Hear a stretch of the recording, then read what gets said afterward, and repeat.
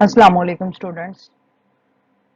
Welcome in the class of Inorganic Chemistry 2 and after Eid holidays, after a short break actually, now we are going to discuss the next topic which is reaction in liquid BRF3.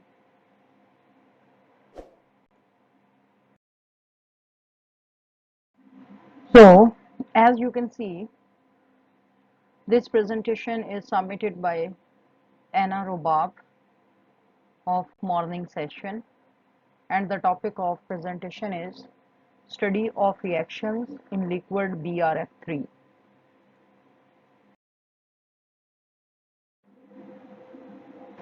First, we will discuss about its introduction. BRF3 is a highly reactive solvent. ठीक है, BRF3 बहुत ही reactive solvent है, यहाँ तक कि ये asbestos के साथ भी रिएक्ट कर जाता है, which is highly non reactive material. और एस्बेस्टॉस के ऊपर मिनरल एसिड्स का कोई इम्पैक्ट नहीं होता, लेकिन BRF3 एस्बेस्टॉस के साथ रिएक्ट करके कैल्शियम मैग्नीशियम फ्लोराइड्स प्रोड्यूस करता है, जो कि इवन ऑर्गेनिक सॉल्वेंट्स जो हैं कैल्शियम टेट्राक्लोराइड और ये बेंजीन को एवेपोरेट कर देता है। यानी BRF3 जो है वो एस्बेस्टॉस के साथ मिलके कैल्शियम मैग्नीशियम फ्लोराइड्स बनाते हैं, और ये जो कैल्शियम मैग्नीशियम फ्लोराइड्स हैं ये ऑर्गेनिक सॉल्वेंट्स लाइक CCl4 और C6H6 को एवेपोरेट कर देते हैं। इसके अलावा जो BRF3 है, this is also used as vigorous fluorinating agent, यानी फ्लोरिनेशन ऑफ अदर मटेरियल्स के लिए ये यूज होता है।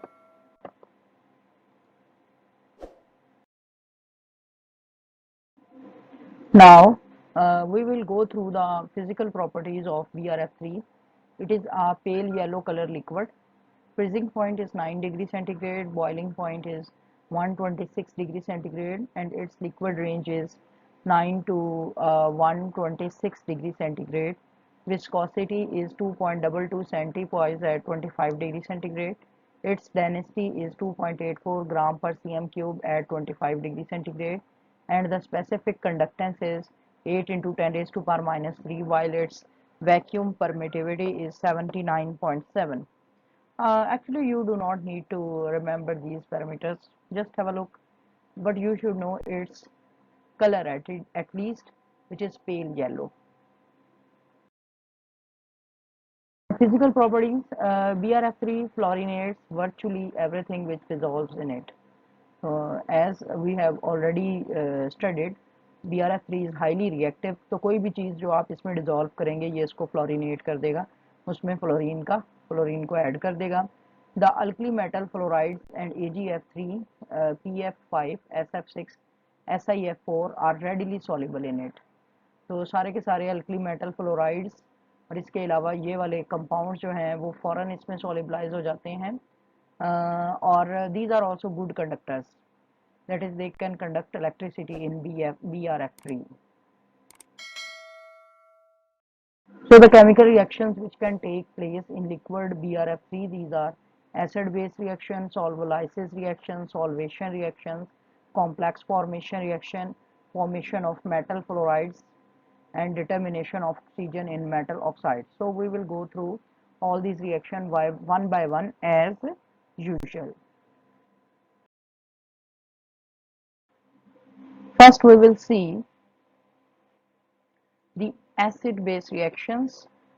और जैसा कि आपको पता है कि एसिड बेस रिएक्शन में सबसे पहले हम ऑटो आयनाइजेशन किसी भी सॉल्वेंट की डिस्कस करते हैं। So auto ionization of BRF3 plus BRF3, this will produce BRF2 positive species and BRF4 minus species.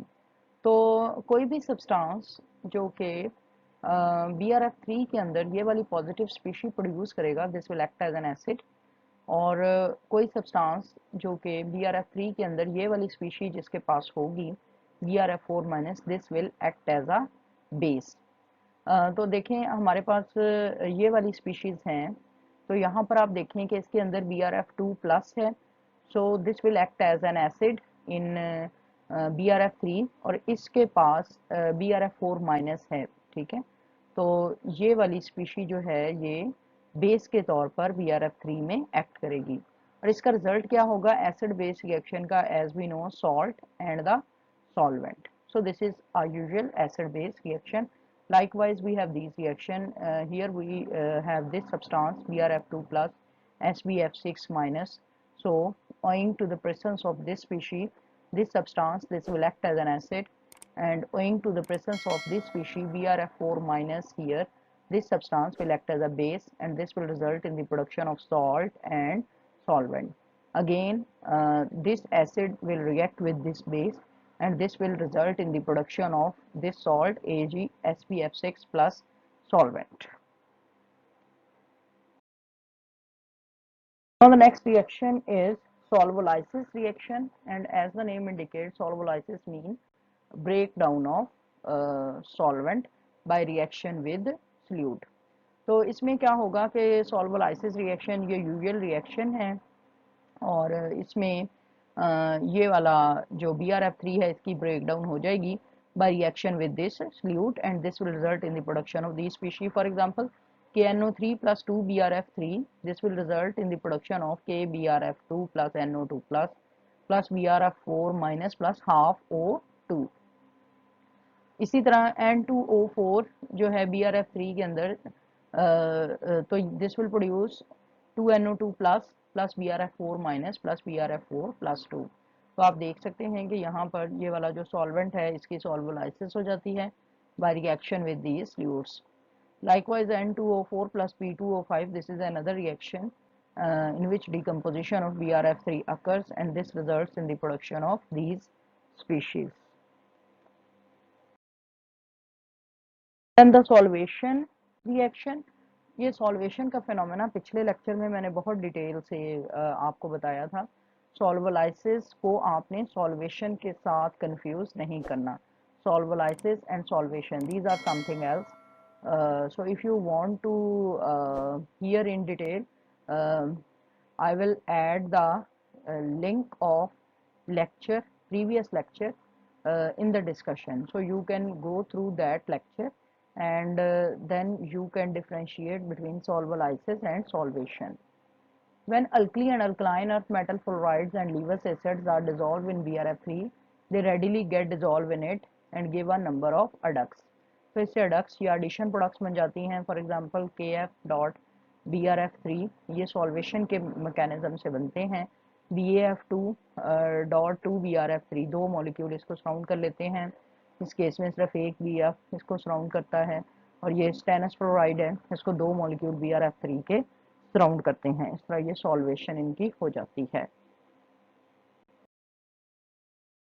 These complex formation reactions, these are common in BRF3 and they are used to prepare different compounds which are otherwise difficult to synthesize by ordinary methods. ठीक है, तो ये है preparation है हमारे पास NO2 twice SNF6 की।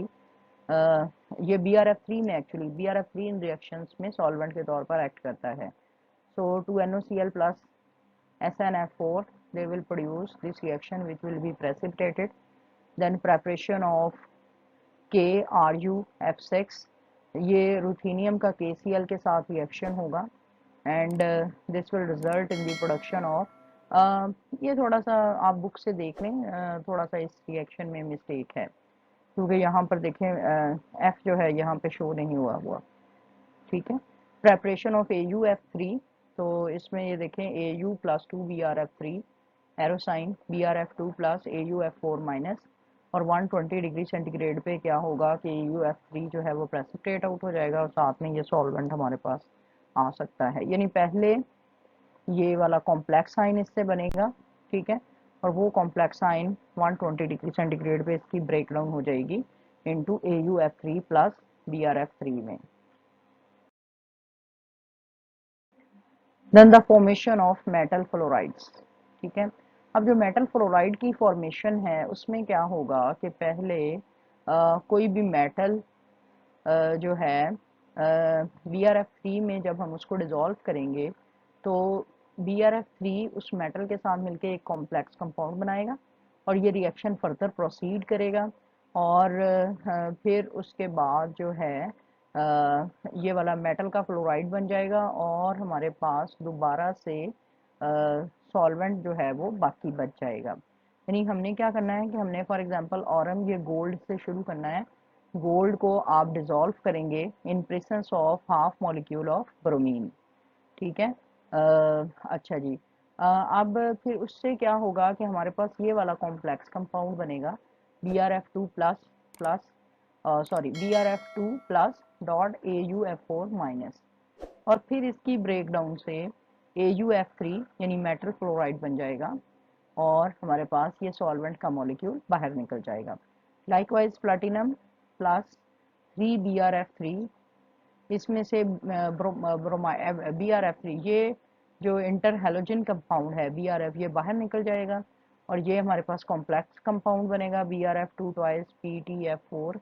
और 100 degree centigrade पे अगर इसको हम गर्म करेंगे तो ये प्लैटिनम फ्लोराइड यानी मेटल फ्लोराइड बन जाएगा और BrF3 बाहर निकल जाएगा। राइट। और इस रिएक्शन को अगर हम सिल्वर की प्रेजेंस में यहाँ पर इस प्रोडक्ट को प्रोसीड करें तो हमारे पास ये वाला सिल्वर प्लैटिनम फ्लोराइड यानी ये तो हमारे पास सिर्फ प्लैटिनम फ्लोराइड था, तो ये एक तरह से अलाय बन जाएगा जिसमें इस मेटल फ्लोराइड के अंदर सिल्वर भी शामिल होगा और प्लैटिनम भी शामिल होगा और एज यूजुअल BrF3 जो है ये बाहर आ जाएगा। We can also determine the concentration of oxygen in metal oxides। ठीक है, ये किस तरह से कर सकते हैं हम? It can be done by dissolution of metal oxides in BrF3। इसके लिए हम मेटल ऑक्साइड्स को BrF3 में डिसॉल्व करेंगे।